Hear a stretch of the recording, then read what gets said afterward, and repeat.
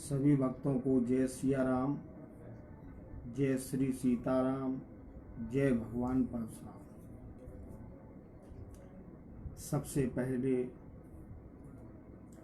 जितने भी भक्त जुड़े हुए हैं, मैं उन सबका बहुत बहुत अभिनंदन करता हूँ, वंदन करता हूँ, उन्हें श्रद्धा से नमन करता हूँ। कल के पावन प्रसंग में हम समस्त भक्तों ने एक प्रसंग सुना कि धनुष भंग में सीता स्वयंवर में परशुराम जी महाराज की महती भूमिका रही, उनका योगदान क्या रहा, ये किस प्रकार से इस पूरे प्रसंग में भगवान परशुराम जी ने अपने कर्तव्य का, अपने दायित्व का, अपनी शक्ति का, अपने प्रभाव का और अपनी बुद्धिमत्ता का परिचय देते हुए भारत के भविष्य को संरक्षित रखने के लिए त्रिभुवन विजेता की खोज कराई। ये भगवान परशुराम जी महाराज की स्थिर मति का एक बहुत बड़ा उदाहरण है, अनूठा उदाहरण है, जो कि रामचरितमानस के माध्यम से हम सब लोगों ने कल श्रवण किया था। यदि हम इसी पावन प्रसंग में ब्रह्मर्षि वाल्मीकि के आदि काव्य की चर्चा करें तो जिस समय धनुष भंग हुआ उसके बाद सुंदर संदेशा गया अयोध्या में। अयोध्या से बारात सज करके आई। राजर्षि जनक जी महाराज ने अभ्यागतों का, अतिथों का, बारातियों का सुंदर भव्य दिव्य मनोरम स्वागत किया। चारों भाइयों का विवाह एक ही जगह, एक ही मंडप के नीचे संपन्न हुआ। जैसा कि आप सभी भक्त जानते हैं, राम जी का विवाह योग माया सीता के साथ, भरत जी महाराज का विवाह संपन्न हुआ मांडवी के साथ, लक्ष्मण जी महाराज का विवाह संपन्न हुआ उर्मिला के साथ, और शत्रुघ्न जी महाराज का विवाह श्रुत कीर्ति के साथ में संपन्न हुआ।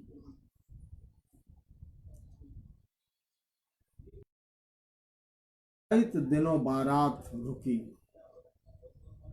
क्योंकि अनेकानेक ग्रंथों में समय की सीमा अलग अलग है, इसलिए मैंने एक शब्द प्रयोग कर दिया, बहुतायत समय। 1 महीने तो लगभग रुकी ही बारात। विवाह के बाद अपनी बेटियों को सुंदर विदाई दी। प्रचुर मात्रा में कन्याधन दिया, जिसको हम लोग दहेज के नाम से जानते हैं।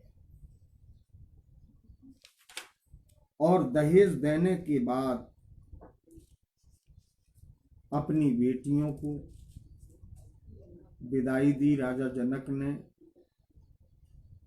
बड़े भाव के साथ में, बड़ी विनम्रता के साथ में, चक्रवर्ती चूड़ामणि दशरथ जी महाराज ने जनक जी से भेंट करने के बाद अपने नगर की यात्रा प्रारंभ की। आध्यात्म रामायण में वर्णन है कि केवल 3 योजन चली। ब्रह्मर्षि वाल्मीकि जी महाराज अपने काव्य में लिखते हैं कि बारात वापस होने लगी। पुत्र और पुत्र वधुएं साथ में थीं, और जैसे ही मार्ग में बारात आई तो अचानक वशिष्ठ जी महाराज से चक्रवर्ती दशरथ जी महाराज पूछते हैं कि महाराज, ये वृक्षों के तेजी से हिलने की आवाज, पक्षियों के कलरव शब्द, व्याकुल होकर के बोलना, और सब मेरी ही ओर दौड़े हुए आ रहे हैं। और इसके बाद ये मृगमाला, हिरणों का समूह, हिरणों का झुंड ये दाहिनी ओर आ रहा है।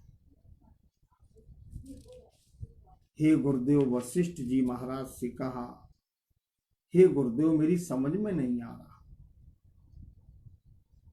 क्योंकि ये अपशकुन भी दिख रहा है।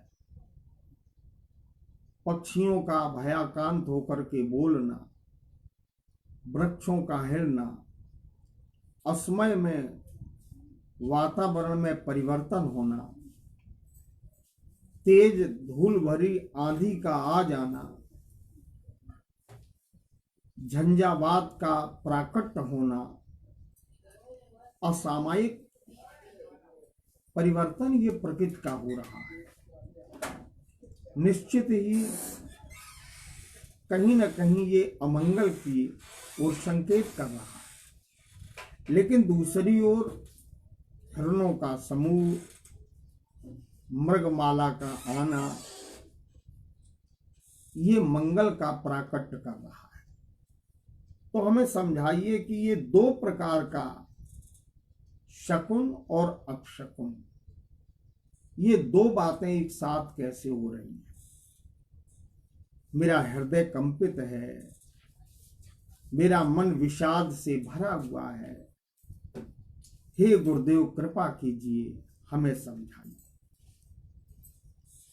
इसका एक पवित्र श्लोक भी रामायण में दिया गया है। तान दृष्ट्वा राज शार्दूलो वशिष्ठम परिपृच्छतः असौम्या पक्षिणो घोरा मृगाश्चापि पदक्षणः किमिदं हृदयोत्कंपे मनोमम विषीदति। मेरे हृदय में कंपन है।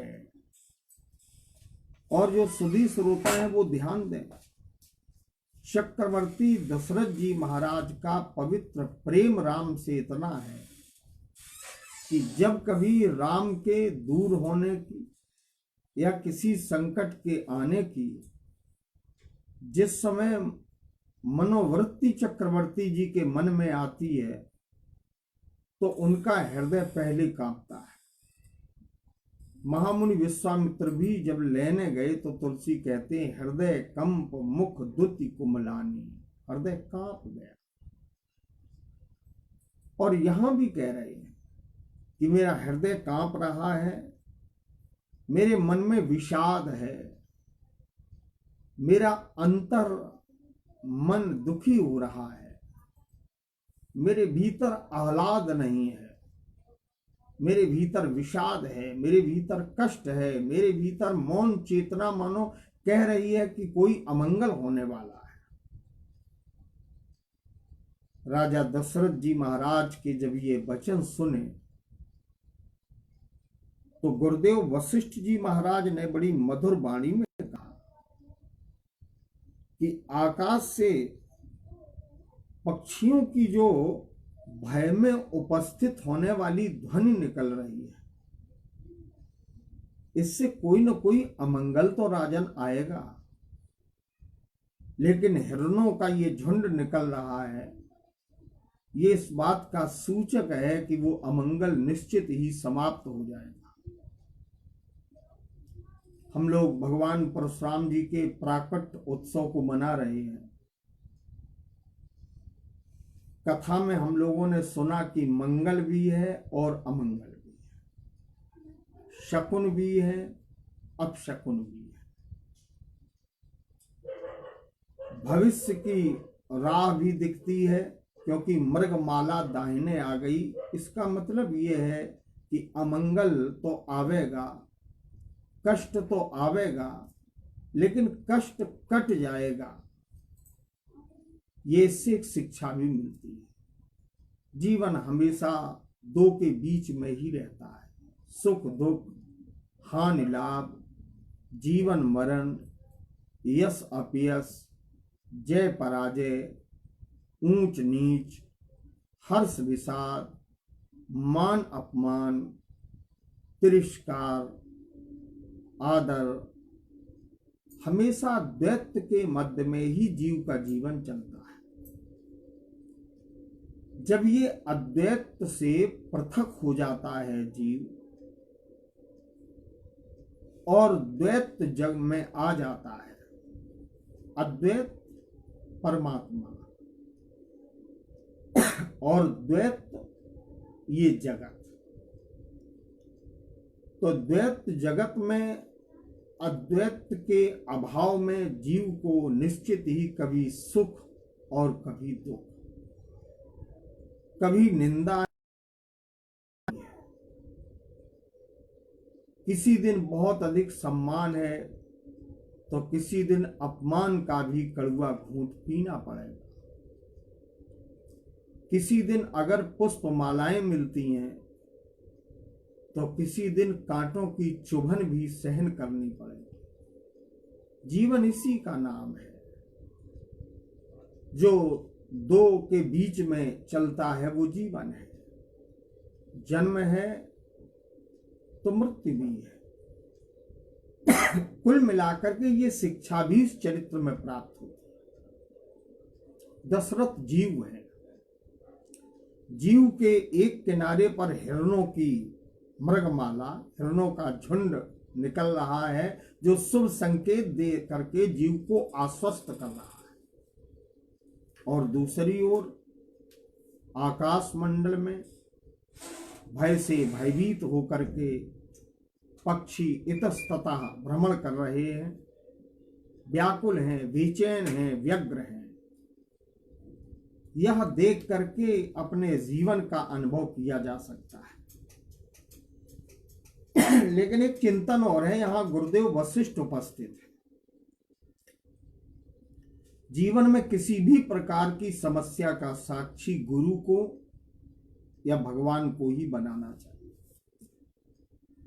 संसार से अपनी समस्या कहोगे, निश्चित ही ये संसार हंसेगा।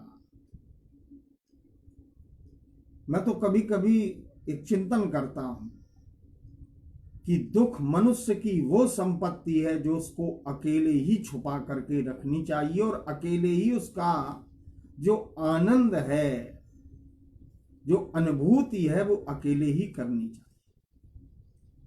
सुख बांटना चाहिए, लेकिन दुख को अकेले पचा करके जो दुख का स्वाद लेता है, महापुरुष निश्चित ही वो बन जाता है।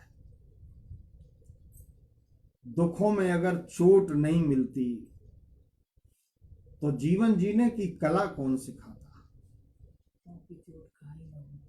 दुखों से अगर चोट खाई न होती तो प्यारे तेरी याद आई न होती। और जब जीवन में कष्ट आता है तो हमारी पाप की जो पूंजी है वो नष्ट होती है। पूर्व जन्म में पापों की जो संचित राशि है, जब इस जीवन में कष्ट आता है तो वो राशि हमारी नष्ट होती है, और जब सुख आता है तो हमारी पुण्यों की कमाई नष्ट होती है। पाप की कमाई, पाप राशि ये नष्ट हो जाए उत्तम है, लेकिन अपने पुण्यों के धन को तो बचाकर रखना ही चाहिए। कुल मिलाकर के प्रसंग पर आते हैं। चक्रवर्ती दशरथ जी जीव है, भयभीत हो गए और गुरु जी से नमन करते हुए पूछने लगे। तब गुरुदेव भगवान ने कहा कि निश्चित ही मंगल और अमंगल, लेकिन वो पुरुष धन्य है जिसके जीवन में पहले अमंगल और उसके उत्तरार्ध में मंगल। तो पहले तो कुछ अमंगल की आशंका दिख रही है, लेकिन बाद में मंगल ही मंगल है। आपस में गुरुदेव भगवान और चक्रवर्ती दशरथ जी महाराज की ये चर्चा चल ही रही थी कि उसी समय भगवान परशुराम जी आकाश मार्ग से आए। बड़ी बेग की आंधी आई, चारों ओर अंधेरा छा गया, सूर्य भगवान को धूल ने ढक लिया। और जिस वेग के साथ परशुराम जी आए, जिस ओज के साथ, जिस वीरता के साथ, जिस तेज के साथ भगवान परशुराम जी का आगमन वहां हुआ, तो उन्हें देख करके जितनी भी सेना थी वो सारी की सारी मूर्छित हो गई। सेना मूर्छित हो गई। भगवान परशुराम जी के मस्तक पर बड़ी बड़ी जटाएं थीं, वे बड़े भयंकर से दिखाई पड़ रहे थे, तेजो मंडल द्वारा जाजुल्यमान हो रहे थे। ब्रह्मर्षि वाल्मीकि वर्णन करते हैं कि परशुराम जी में इतना तेज था कि उनको देखना भी हर व्यक्ति के वश की बात नहीं थी। नेत्र ही नहीं टिकते थे। कंधे पर परश, हाथ में विद्युत गणों के समान देदीप्तमान धनुष और काल को भी पराजित करने वाले, ब्याल को भी नीचे झुकाने वाले सुंदर बाण लिए हुए भगवान शिव के समान ही दिखाई पड़ रहे थे। तम दृष्ट्वा भीम सकाशम ज्वलंतमेव पावकहा वशिष्ठ प्रमुखा विप्रा जप होम परायणा। प्रज्वलित अग्नि के समान, धधकती हुई अग्नि के समान, जलती हुई अग्नि के समान भयानक से प्रतीत होने वाले परशुराम को उपस्थित देख जप, होम, इनमें लगे हुए वशिष्ठ इत्यादि महात्मा परस्पर आपस में चर्चा करने लगे कि पिता के वध के बाद भगवान परशुराम जी ने अमरस में आकर के अपने पिता की मृत्यु का बदला तो ले ही लिया, लेकिन अब अचानक ये क्यों आ गए? ये महेंद्र गिरि पर बड़ी शांति के साथ निवास करते थे, समाधिस्थ थे, अचानक क्यों आ गए? आपस में चर्चा कर रहे थे। चक्रवर्ती दशरथ जी महाराज ने भी प्रार्थना की, लेकिन भगवान परशुराम जी ने किसी की ओर ध्यान नहीं दिया और सीधे राम से कहा, राम दासरथे वीर वीर ते श्रुवते अद्भुतम। हे दासरथी, हे दशरथ के पुत्र राम, तुम वीर हो, ऐसा मैंने सुना है। धनुषो भेदनम चैव निखलेन मया सुतम। जिस समय तुमने धनुष का भेदन किया, धनुष का खंडन किया, उसी समय इस बात को हम जान गए थे। ऐसा भगवान परशुराम जी ने राम जी महाराज से, और अंत में कहा, उस धनुष का तोड़ना अद्भुत है राम, और अचिंत्य भी है। ये दो शब्द हैं, अद्भुत भी है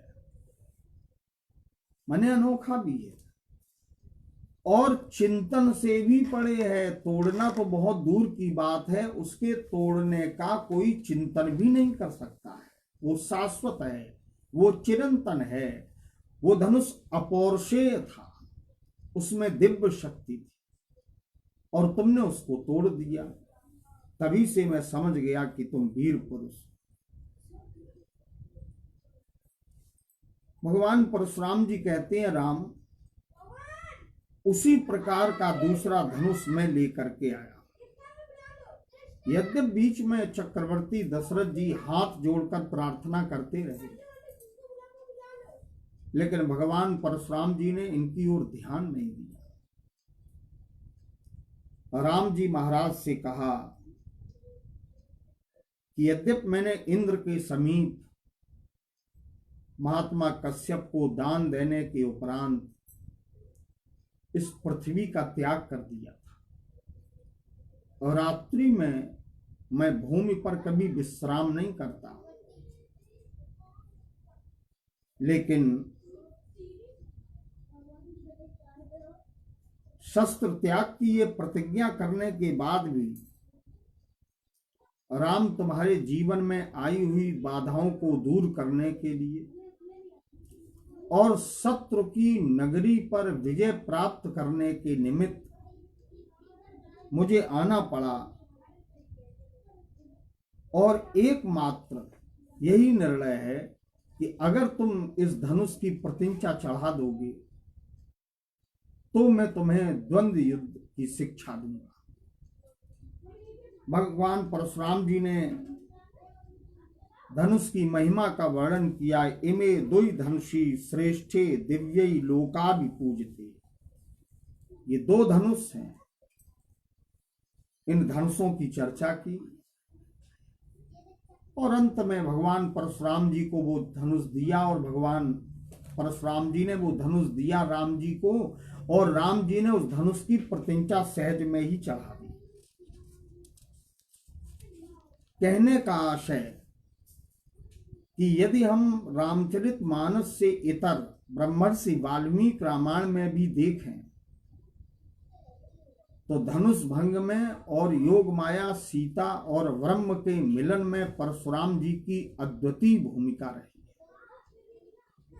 दिव्य धनुष दिया और धनुष देने के बाद उन्होंने कहा कि ये महान वैष्णव धनुष मेरे पिता और मेरे पिता के अधिकार में रहा है। अब तक मैंने उत्तम धनुष हाथ में ले करके इससे आतताइयों का दमन किया है।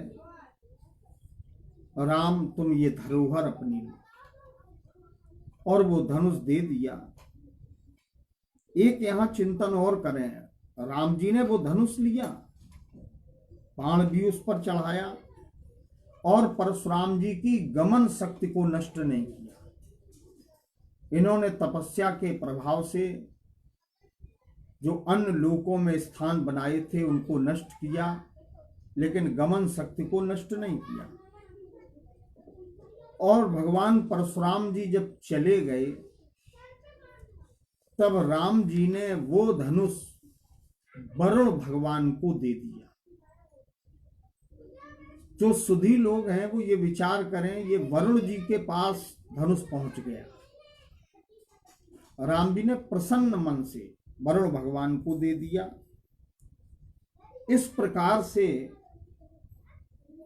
आज के इस प्रसंग को सुनाने का हमारा आश्रय है, प्रयोजन है, मंतव्य है कि धनुष भंग के इस कार्यक्रम में, सीता स्वयंवर के कार्यक्रम में, भगवान राघवेंद्र सरकार के विवाह में परशुराम जी का विरोध नहीं है, बल्कि राम जी को अपनी निकष पर, अपनी कसौटी पर कसना है कि देखें भारत का भविष्य जिसके स्कंद पर है, जिसके कंधे पर जावेगा, वो महामानव, वो महापुरुष, उसमें कितनी क्षमता है, कितना बल है, कितनी सहनशीलता है, कितना ओज है, कितनी वीरता है, कितना बल है। क्योंकि राजलक्ष्मी कभी निर्बल हाथों से नहीं चलती, उसे तो राजलक्ष्मी को कठोर निर्णय लेने पड़ते हैं, इसलिए उसे बलवान भी होना चाहिए। इसके बाद भगवान परशुराम जी महाराज का चरित्र आगे बढ़ता है। ऋषियों के द्वारा पूजित, संतों के द्वारा पूजित भगवान परशुराम जी का बहुतायत चरित्र ब्रह्म वैवर्त पुराण में भी आता है। प्रश्न है कि भगवान परशुराम जी का युद्ध गणेश जी से क्यों हुआ? तो इसमें लगभग 2-3 कथानक मेरे अपने संज्ञान में है। ब्रह्म वैवर्त पुराण में वर्णन आता है कि आतताइयों का विनाश करने के बाद भगवान परशुराम जी ब्रह्मा के पास गए और कहा, ब्रह्मा, तुमने जो आज्ञा मुझे दी थी, जिस निमित्त मुझे भेजा था, वो निमित्त, वो उद्देश्य पूर्ण हो गया। अब मेरा करणीय क्या है? अब मुझे क्या करना चाहिए? ब्रह्मा जी कहते हैं कि कर्तव्य पूर्ण होने के बाद उपासना की ओर बढ़ना चाहिए। देखिए, हम लोग कभी कभी कह देते हैं कि हमारे यहाँ 3 मार्ग है, ज्ञान मार्ग,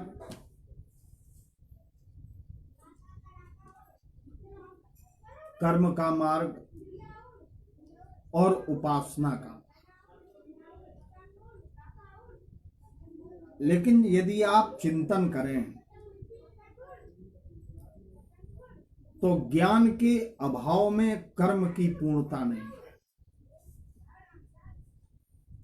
कर्म प्रधान है, लेकिन क्या करना चाहिए, क्या न करना चाहिए,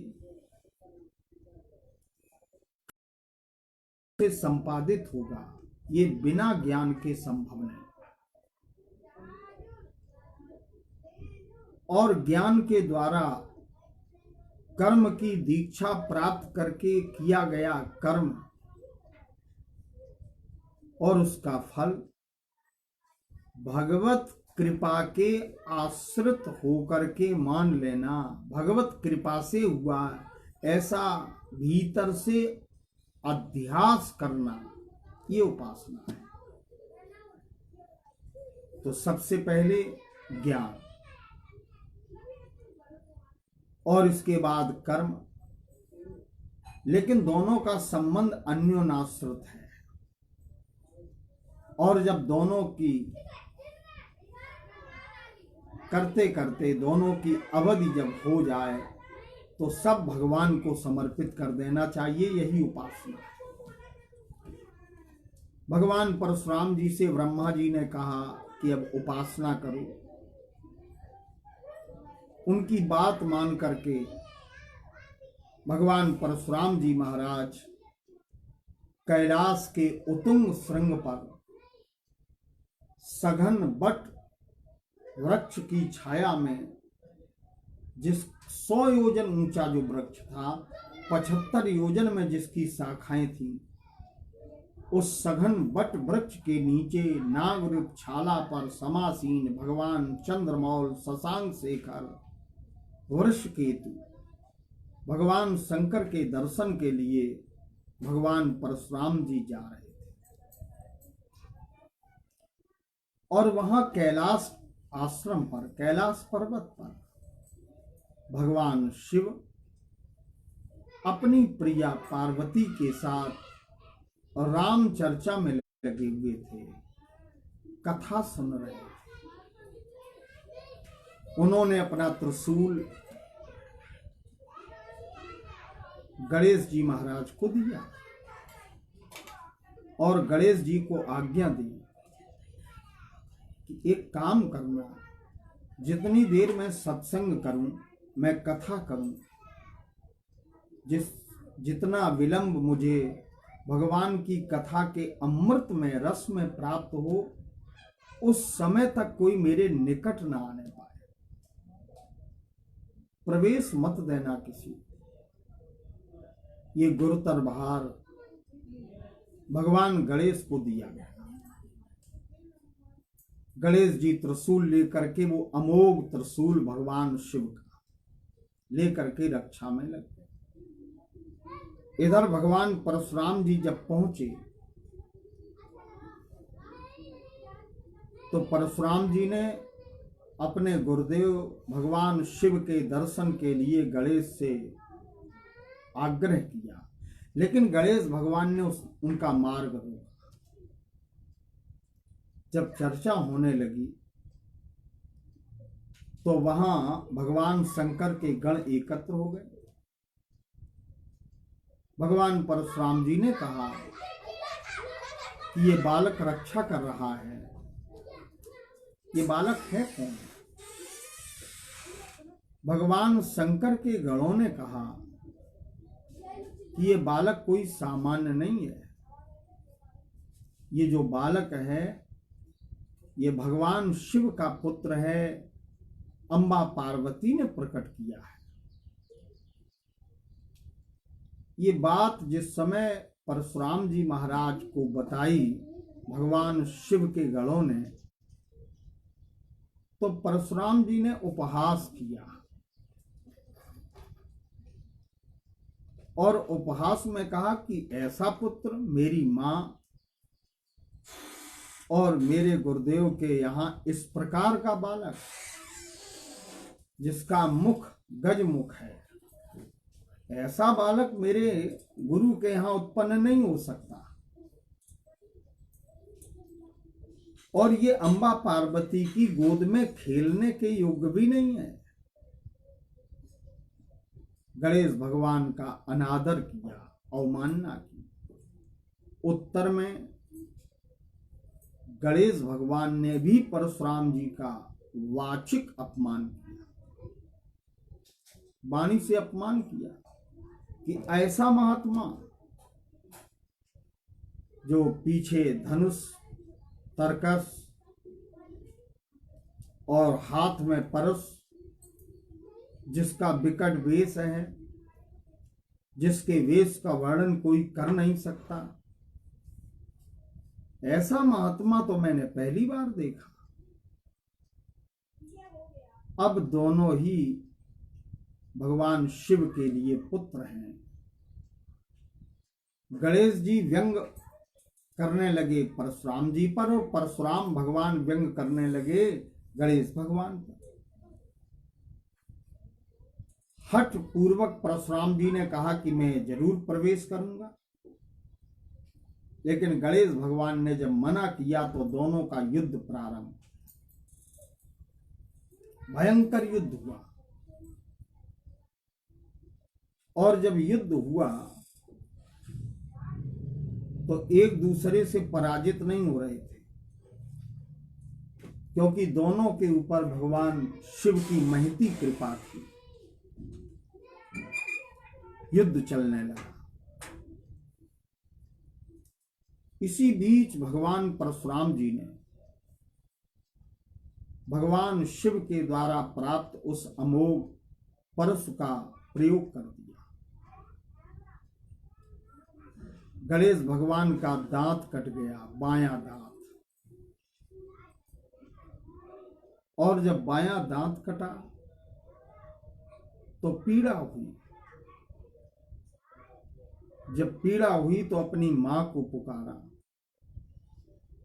और इधर युद्ध का कौतूहल देख करके, युद्ध की गंभीरता देख करके भगवान शिव पार्वती के साथ कथा को प्रणाम करके जब बाहर आए तो देखा मेरा पुत्र और मेरा शिष्य परशुराम दोनों आपस में युद्ध कर रहे। तब ये युद्ध भगवान शिव की कृपा से समाप्त हुआ और वो जो दांत था जब तोड़ दिया तो भगवान गणेश को एक नाम मिला, एक दंत। एक दंत नाम मिला। इसी में एक प्रसंग और आता है। कुछ आचार्यों का, कुछ महापुरुषों का मानना है कि एक बार कार्तिकेय और गणेश जी दोनों ही लगे थे पहरेदारी पर, और अम्बा पार्वती और भगवान शिव ये विश्राम में थे। भगवान परशुराम जी का आगमन हुआ। परशुराम जी महाराज ने भीतर जाने के लिए, गुरु दर्शन करने के लिए कहा। चर्चा फिर प्रारंभ हुई और गणेश भगवान ने जाने नहीं दिया। और जब गणेश भगवान ने नहीं जाने दिया तो परशुराम जी का गणेश जी से युद्ध होने लगा। जब युद्ध प्रारंभ हो गया तो परशुराम जी प्रहार करते थे, लेकिन गणेश भगवान लोप होकर के इधर उधर हो जाते थे। भगवान परशुराम जी के लक्ष्य पर नहीं आते थे, लेकिन घात प्रतिघात होते होते अचानक भगवान परशुराम जी महाराज को गणेश जी ने अपनी सूंड में लपेटा। धीरे धीरे लपेटते चले और उनका परशु अदृश्य हो गया। जब लपेट लिया तो आकाश की ऊंचाई तक गणेश भगवान ने परशुराम जी को उठाया और जिस समय घुमाया है तो समस्त तीर्थों का दर्शन करते हुए भगवान परशुराम जी कैलाश पर वहीं आकर के गिरते हैं जहां दोनों पुत्र कार्तिकेय और गणेश उपस्थित थे, खड़े थे।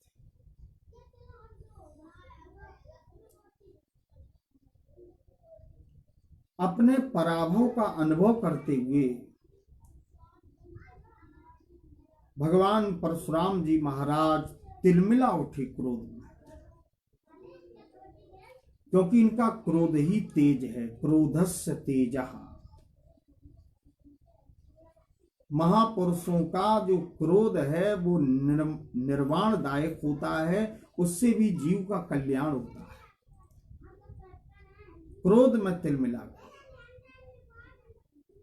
और मंत्र की शक्ति से अपने उसी दिव्य परशु का आवाहन किया। परशु तत्काल हाथ में आया और उस तीक्ष्ण धार वाले परशु से भगवान गणेश का दांत तोड़ दिया। बड़ी पीड़ा हुई और जब पीड़ा हुई तो अपनी मां पार्वती को पुकारा। अम्बा पार्वती आई और बड़ी क्रोध भरी दृष्टि से भगवान परशुराम जी को डांटने लगे, लेकिन भगवान परशुराम जी ने कोई उत्तर नहीं दिया, मौन बने रहे। कथा से एक शिक्षा भी प्राप्त होती है। बड़ों के कुछ कहने पर यदि छोटे मौन रहते हैं और बड़ों के अनुभव को अपने जीवन में उतारते हैं तो निस्संदेह उसका परिणाम हमारे भविष्य के लिए और वर्तमान के लिए बड़ा सुखद होता है। क्योंकि अनुभवी व्यक्ति की और महापुरुषों की जो डांट है वो डांट ताड़ना नहीं है, उसमें शिक्षा का प्रतिशत भी बहुत अधिक होता है। भगवान परशुराम जी मौन खड़े रहे। क्योंकि गणेश जी का परिवार था, तब अम्बा पार्वती ने कार्तिकेय से पूछा। कार्तिकेय ने पूरी बात बताई। अम्बा, गणेश ने परशुराम जी को भीतर प्रवेश से मना किया, लेकिन मुनि कुमार अत्यधिक हठवादी होने के कारण मान नहीं रहे थे और परस्पर दोनों में युद्ध हुआ तो इन्होंने अमोघ परशु का प्रयोग कर दिया। भगवान शिव की अर्धांगिनी भगवती पार्वती को क्रोध आया, नेत्र लाल हुए और डांटते हुए भगवान परशुराम जी से कहती है कि मेरे पुत्र को तुमने ताड़ना दी है, मैं तुम्हें दंडित करूंगा। तुम्हारी सामर्थ्य, तुम्हारा बल, तुम्हारा तेज, तुम्हारा पराक्रम मैं देखी।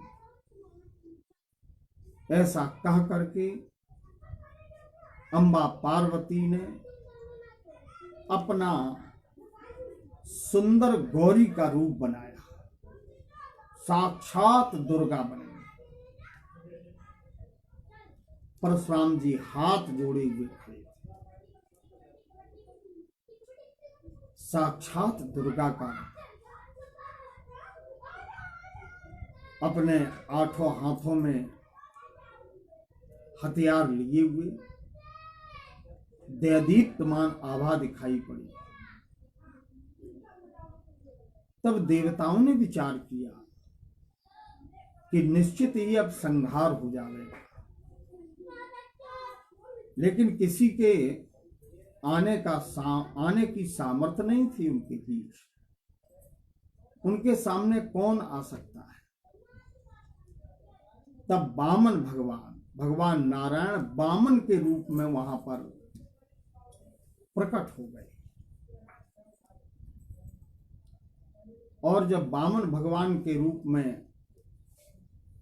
प्रकट हुआ भगवान श्री हरि का, उन्होंने समझाया,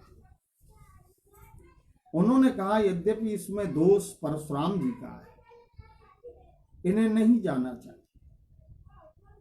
लेकिन दोष तुम्हारे पुत्र का भी है कि प्रतिभा को पहचान करके उसकी अवमानना, उसका अनादर, उसका तिरस्कार, उसकी अपवंचना नहीं करनी चाहिए। बड़ी साम्य बात की है। और इतनी चर्चा करने के बाद समझाया, परशुराम जी से कहा कि तुम्हारी चूक है। फिर अम्बा पार्वती से कहा कि तुम तो भगवान शिव आशुतोष जो कल्याण करने वाले हैं, जो जीवों पर एकमात्र दया करते हैं, तुम उनकी अर्धांगिनी हो। तुम्हें भी क्रोध नहीं करना चाहिए, क्योंकि क्रोध नारी का भूषण नहीं है, दूषण है। तुम्हारे लिए परशुराम पुत्र के ही समान है, पुत्रवत है, इसलिए क्षमा करना तुम्हारा धर्म है। तब पार्वती ने परशुराम जी को क्षमा किया कि चादर से सुखद अनुभूति कराई, और वो दांत, भगवान गणेश का वो दांत बायां उनके दांत से जोड़ दिया। इसी में एक तीसरा कथानक निकलता है। एक कथा और आती है कि वो दांत भगवान परशुराम जी ने जो तोड़ा था, वो दांत जोड़ा नहीं, गणेश जी अपने हाथ में लिए रहते, क्योंकि उनके भाई कार्तिकेय ने उन्हें शाप दिया कि अगर ये टूटा हुआ दांत तुमने हाथ से छोड़ दिया तो तुम्हारा जीवन, तुम्हारा समय उसी दिन पूर्ण हो जाएगा। तो ये भी एक रहस्य है। भगवान परशुराम जी ने भीतर प्रवेश किया और गुरु सदन में बैठ करके ज्ञान प्राप्त किया। एक चिंतन में बात आई मेरे, संसार का कितना भी बलवान योद्धा हो, कितना बड़ा भी महापुरुष हो, भगवान ही क्यों ना आए पृथ्वी पर, लेकिन गुरु की महिमा का गौरव उन्हें भी गाना पड़ता है। गुरु सदन में बैठकर भगवान परशुराम जी महाराज ने गुरु के चरणों की रज ली, गुरु कृपा प्राप्त, और भगवान शिव ये तो गुरुओं के भी गुरु हैं, तीनों लोकों के गुरु हैं, तुम त्रिभुवन गुरु वेद बखान। ऐसे भगवान परशुराम जी और उनके गुरु भगवान शिव के मध्य में सत्संग।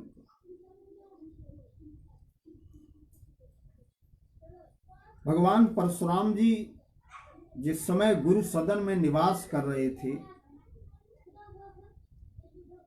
अब इसी प्रसंग में एक तीसरी चर्चा और आती है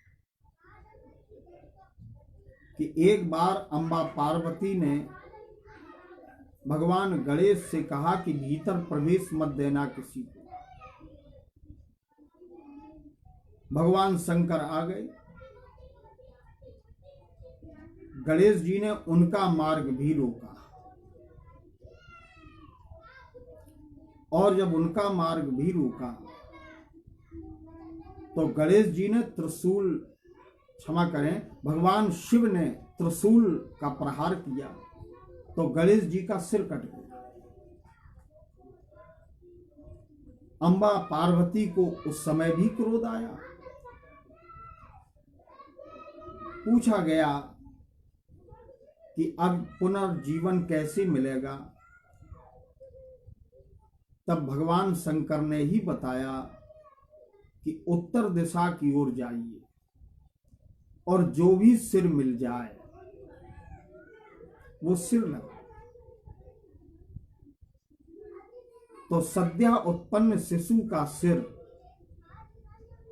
गज का सिर, हथनी का सिर, हथनी एक पुत्र को जन्म दे रही थी, उसका सिर लाए और गणेश के ऊपर लगाया तो गजमुख इन्हें कहा गया। इसी में एक चरित्र और निकलता है कि गजासुर नामक एक दैत्य था और उसका वध करने के लिए गजमुख होना बहुत आवश्यक था, क्योंकि उसको ये वरदान प्राप्त था उस असुर को, उस आतताई को, कि तुम्हारा वध वही कर सकता है जिसका सिर गज की तरह हो, हाथी की तरह। इसलिए भी ये सारी घटनाएं घटी, क्योंकि प्रत्येक कथा के पीछे कोई ना कोई उद्देश्य होता है, कोई ना कोई कारण होता है। शास्त्र कहते हैं कि पिता और पुत्र का युद्ध हुआ, लेकिन इस समस्त चरित्र में एक चिंतन करने की बात विशेष रूप से है। परशुराम जी आए तब भी गणेश ने ही मार्ग रोका। भगवान शिव आए तब भी गणेश ने मार्ग रोका। कार्तिकेय आए तब भी गणेश ने मार्ग रोका। शिव गण जब प्रवेश करने लगे तब भी गणेश ने ही मार्ग रोका। इस चरित्र से अनुभव करें कि अगर कोई शिवत्व की प्राप्ति करना चाहे, शिव की निकटता प्राप्त करना चाहे, या किसी का भी कल्याण करना चाहे, तो जो सांसारिक बुद्धि है, जो बुद्धि है वो हमारे मार्ग को रोकती है। हमेशा बुद्धि हमारे मार्ग में बाधा उत्पन्न करती है।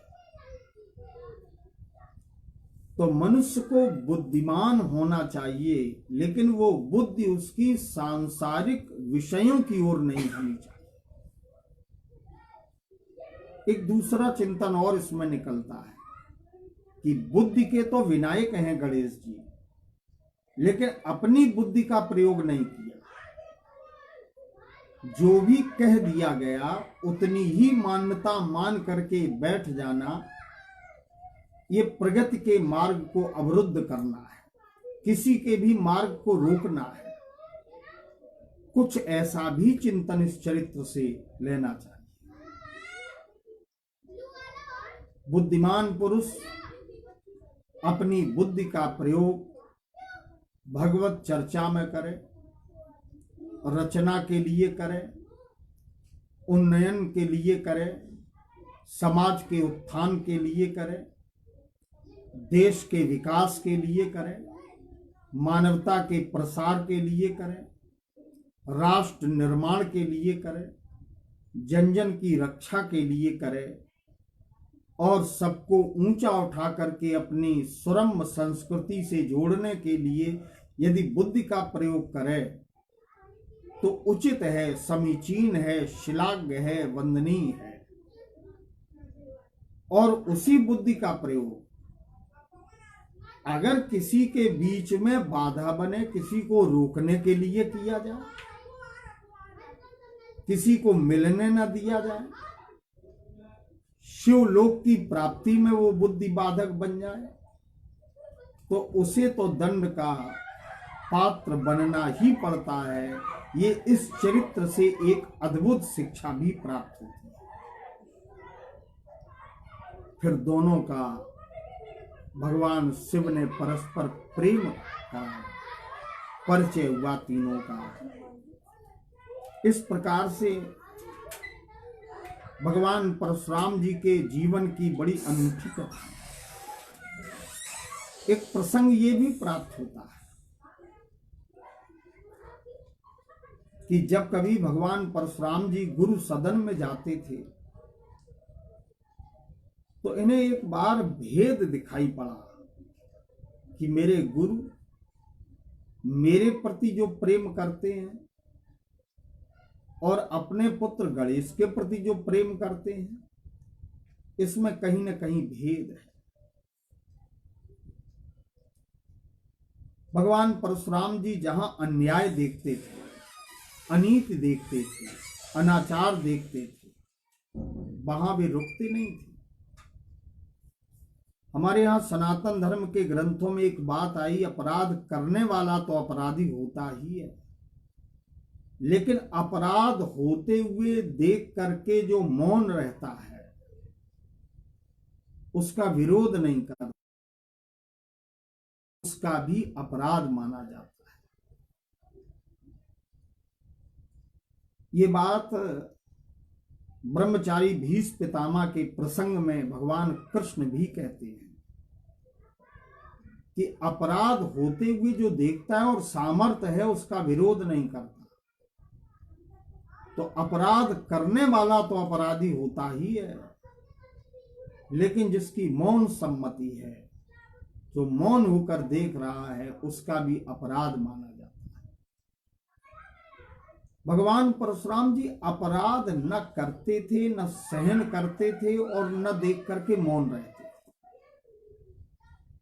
ये दो प्रकार का व्यवहार जिस समय देखा, उठाया परस, भगवान शिव का ही परस उठाया और भगवान शिव के ऊपर प्रहार कर दिया। लेकिन भगवान शंकर बड़े प्रसन्न हो गए, अत्यधिक प्रसन्न हो गए और उन्होंने सुंदर वरदान परशुराम जी को दिए कि निश्चित ही तुम न्यायप्रिय हो, अनीति सहन नहीं कर सकते, न्यायार्थ अपने बंधु को भी दंड देना धर्म है। देखिए, अगर इस प्रसंग को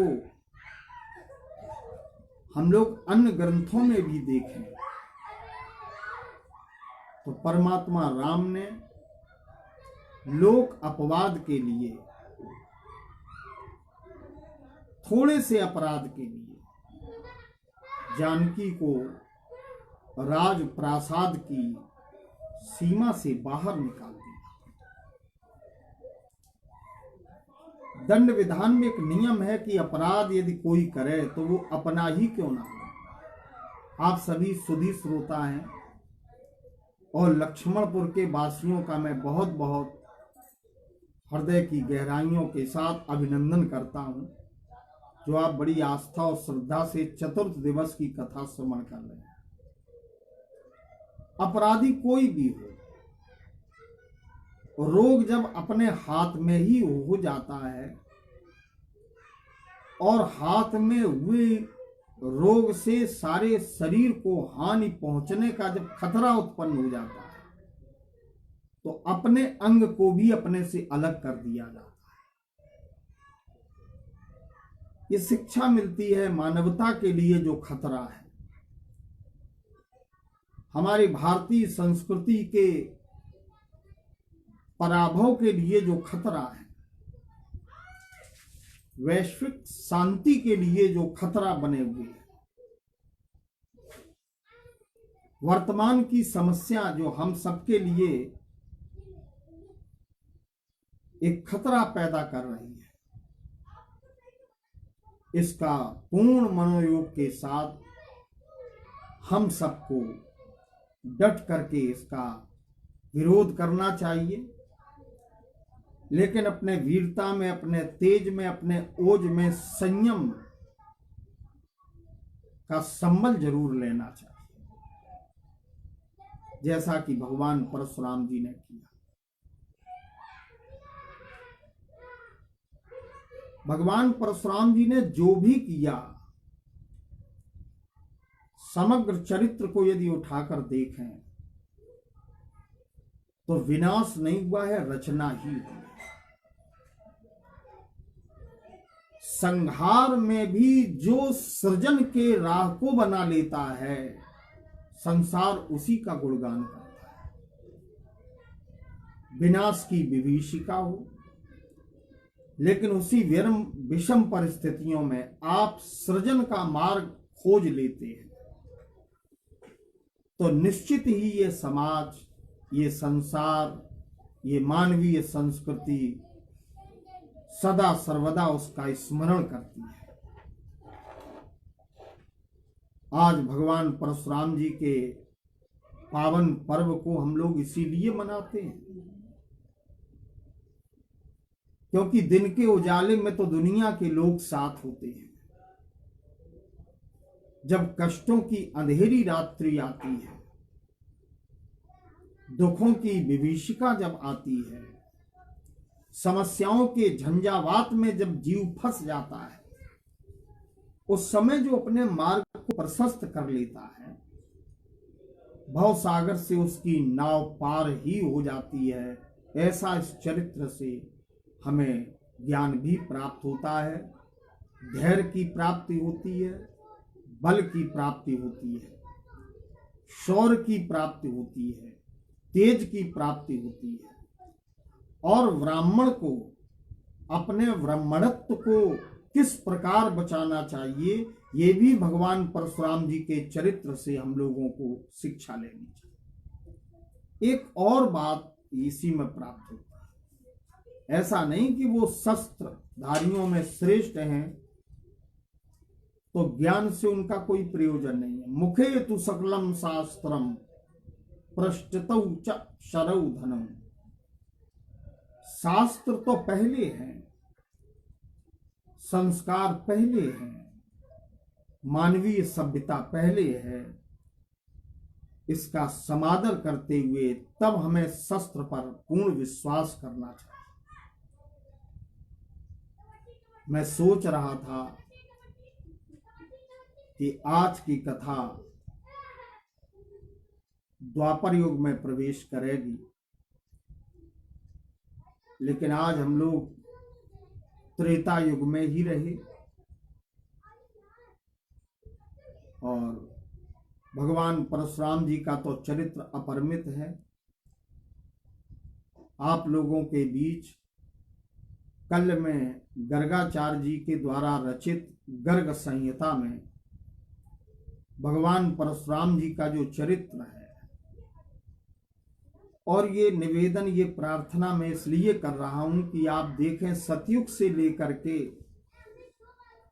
चारों युगों में किसी अवतार का यदि अस्तित्व है तो भगवान परशुराम जी। वो बात अलग है कि कोई पूजा का पात्र बनता है, कोई श्रद्धा का पात्र बनता है,